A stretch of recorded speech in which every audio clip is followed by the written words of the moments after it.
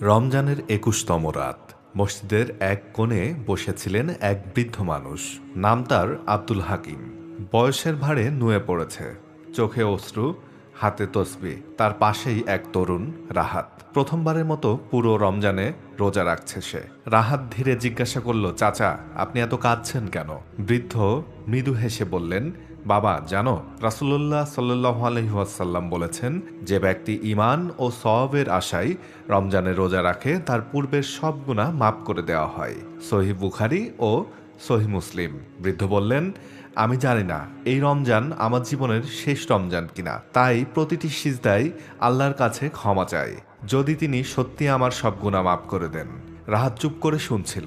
হঠাৎ বৃদ্ধ আবার বললেন, আরেকটি হাদিসে এসেছে, যখন রমজান শুরু হয় জান্নাতের দরজাগুলো খুলে দেওয়া হয়, জাহান্নামের দরজা বন্ধ করে দেওয়া হয়, সব শয়তানদের শৃঙ্খলিত করা হয়। সহিহ বুখারী। তার চোখে জল টলমল করছিল। ভাবো তো বাবা, আল্লাহ নিজেই আমাদের জন্য এত সহজ করে দিয়েছেন।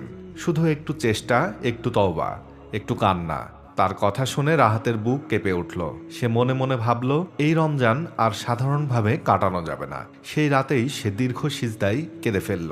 রমজান শুধু না খেয়ে থাকা নয়, এটা ক্ষমা পাওয়ার মৌসুম, এটা ফিরে আসার সময়, এটা আত্মাকে পরিষ্কার করার সুযোগ। আজ যদি আপনি এই গল্প শুনেছেন, হয়তো এটাও আল্লাহর পক্ষ থেকে একটি ডাক। এই রমজানে নিজেকে বদলান, কারণ আমরা জানি না এটাই হয়তো আমাদের শেষ রমজান।